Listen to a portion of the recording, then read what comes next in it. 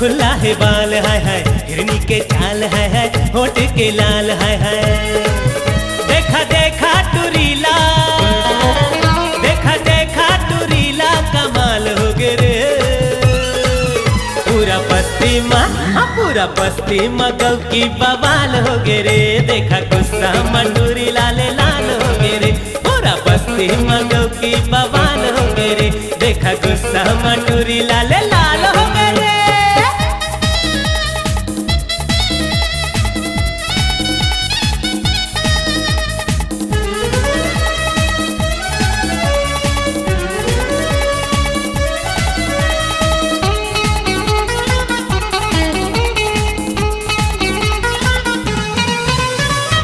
माथा के बिंदिया है ऐसन लागे कोनो बादर के बिजुरिया है कोनो बादर के बिजुरिया टूरी के चुंदीला देखा गा भैया कोनो एकारी बदरिया है कोनो एकारी बदरिया टूरी जिंसला पैरे है देखा चप चप चप देखा टोकरा के लार दी पे थप थप थप टूरी जिंसला पैरे है देखा चप चप चप देखा टोकरा के लार दी पे थप थप थप कोना लहिका हर कही थे पटार लेवर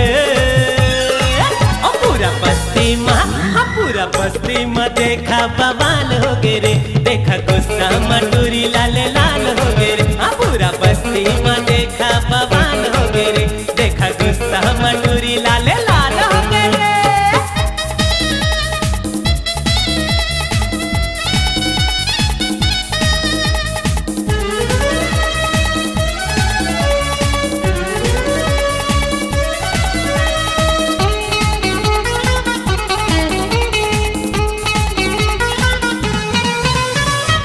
एड़ी के भर भर ले सैंडल पहिर के